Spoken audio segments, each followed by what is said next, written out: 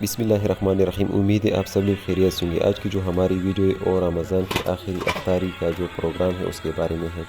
तो इससे पहले अगर आप लोगों ने हमारा चैनल सब्सक्राइब नहीं किया है प्लीज़ हमारा चैनल सब्सक्राइब करें। इसके अलावा हमारा फेसबुक का पेज और व्हाट्सएप का चैनल भी है वो भी फॉलो करते हैं, वो भी इसी नाम पर है।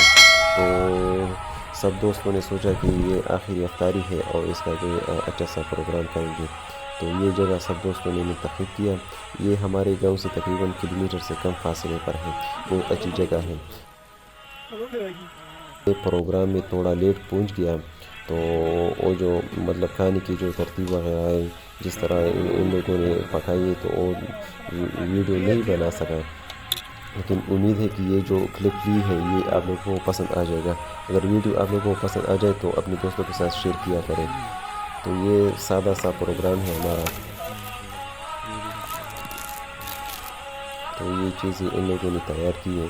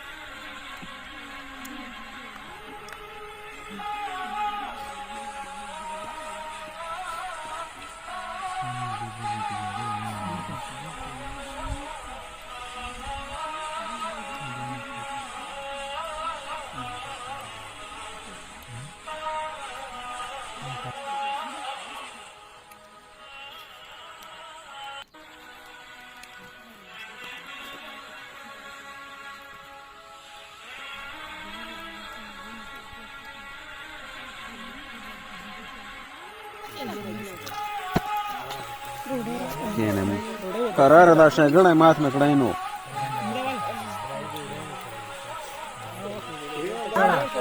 دا دلته ورته واړه وته و چې په کاسه کې پوي کړو خلاص وګرانه شي دې ته وګوره په کاغذ کې واړه وادي واړه ستوري وکړه راي کې واړه چې وانټو کې ګاډي پوري کا روغره چې مولانا فیر مشاهدیم کې راوړل واړه او یاره قربان دې قرار بعد میں چاوي بیا ستو وګوره کنه ګاډه کې 50 نه شي پرای چې خلک به چې مړی په پړای کې په پاتې نه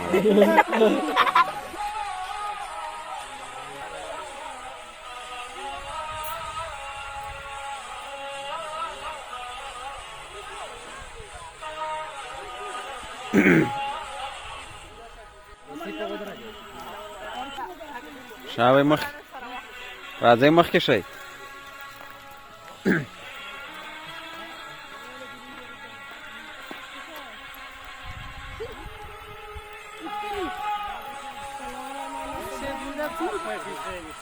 دا مو مشوره کړې وکنه هندي یو غاک پر هغه کني چې مالیم راوړه 90 روپے ها نه کارخانو کې دا بوس راوړم ته کله 90 روپے دا ये दुकानदार था पागल पे वेरा 1500 बड़े चोर में 1200 वेरा हो बस माथरी से 1850 के द्वारा वक्त थी मतलब 1900 के तो वो दे आगे के 900 कारी कारी ده बिजली रहती है कम सही सोच में रखा कारी مخکې شي کنه مخکې شي انت مو راته ویل بجلی پاکوالي وشي چې پات نه ګوره کنه ته وایي صحیح سویزرلینډ راځه خلق وجه جو بيبي جوړيږي سیاسه دا سورواله چې تیراشي د سیلینه ته کوي